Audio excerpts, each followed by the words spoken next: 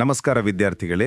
ಇವತ್ತು ನಾವು ರಾಷ್ಟ್ರಕವಿ GS ಶಿವರುದ್ರಪ್ಪನವರು ಬರೆದ ಮುಂಬೈ ಜಾತಕ ಅನ್ನೋ ಪದ್ಯದ ಬಗ್ಗೆ ಮಾತಾಡೋಣ. ನೋಡಿ, ಹಳ್ಳಿ ಬದುಕು ಅಂದ್ರೆ ಅಲ್ಲಿ ಪ್ರಕೃತಿ ಇರುತ್ತೆ, ಸಂಬಂಧಗಳಿರುತ್ತೆ. ಆದರೆ ಈ ಮುಂಬೈ ಅಥವಾ ಬೆಂಗಳೂರಿನಂಥ ದೊಡ್ಡ ಸಿಟಿಗಳಲ್ಲಿ ಬದುಕು ಹೆಂಗಿರುತ್ತೆ ಗೊತ್ತಾ? ಪೂರ್ತಿ ಯಾಂತ್ರಿಕ. ಈ ಪದ್ಯದಲ್ಲಿ ಕವಿ ಅದನ್ನೇ ಹೇಳ್ತಾರೆ. ಇಲ್ಲಿ ಹುಟ್ಟೋ ಮಗು, ಬೆಳೆಯೋ ರೀತಿ ಎಲ್ಲವೂ ಒಂಥರ ಅರ್ಜಿ ಫಾರಂ, ಅಪ್ಲಿಕೇಶನ್ ಫಾರಂ ತುಂಬಿದ ಹಾಗಿರುತ್ತೆ ಅಂತ ಕವಿ ಇಲ್ಲಿ ವ್ಯಂಗ್ಯ ಮಾಡ್ತಾರೆ. ಇಲ್ಲಿ ಮಗು ಹುಟ್ಟೋದು ಮನೆಯಲ್ಲ, ಆಸ್ಪತ್ರೆಯಲ್ಲಿ. ಅದು ಬೆಳೆಯೋದು ತೊಟ್ಟಿಲಲ್ಲ, ಬದಲಾಗಿ ಬಸ್ಸು, ಟ್ರಾಮು, ಕಾರು, ಟ್ರೇನುಗಳ ಜಂಜಾಟದಲ್ಲಿ. ತಾಯಿ ಎದೆ ಹಾಲಿನ ಬದಲು ಬಾಟಲಿ ಹಾಲು, ಹಾರ್ಲಿಕ್ಸ್ ಕುಡಿದೇ ಈ ಮಗು ಬೆಳೆಯುತ್ತೆ.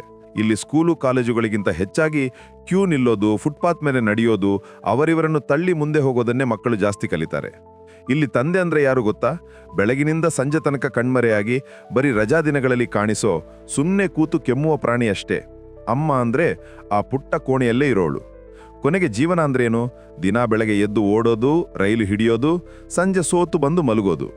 ಈ ಬದುಕು ಒಂಥರ ಚದುರಂಗದ ಆಟದಲ್ಲಿ ಬೇರೆಯವರ ಕೈಗೊಂಬೆಯಾಗಿ ಬದುಕಿದ ಹಾಗೆ. ಕೊನೆಗೆ ರೈಲು ಕಂಬಿಯ ಹಾಗೆ ಬರೀ ಕನಸು ಕಾಣ್ತಾ ಮಲಗೋದೇ ಇವರ ಹಣೆ ಬರಹ. ಮಕ್ಕಳೇ, ಈ ಮುಂಬೈ ಜಾತಕ ನಮಗೆ ಏನು ಪಾಠ ಕಲಿಸುತ್ತೆ ಅಂದರೆ, ನಾವು ಎಷ್ಟೇ ಮಾಡರ್ನ್ ಆದರೂ, ಸಿಟಿಗಳಲ್ಲಿ ಎಷ್ಟೇ ಸೌಲಭ್ಯ ಇದ್ರೂ ಅಲ್ಲಿ ಮನುಷ್ಯನ ಸಂಬಂಧಗಳು ಮತ್ತು ನೆಮ್ಮದಿ ಮಾಯವಾಗಿ ಬದುಕು ಬರೀ ಯಂತ್ರದ ತರಹ ಆಗ್ಬಿಡುತ್ತೆ. ಪ್ರಕೃತಿಯ ಒಡನಾಟವಿಲ್ಲದೆ ಬರೀ ದುಡ್ಡು ಮತ್ತು ಅವಸರದ ಹಿಂದೆ ಓಡೋದು ಎಷ್ಟೊಂದು ದಯನೀಯ ಅಲ್ವಾ? ಇದನ್ನೇ GSS ಅವರು ನಮಗೆ ಅರ್ಥ ಮಾಡಿಸುತ್ತಿದ್ದಾರೆ.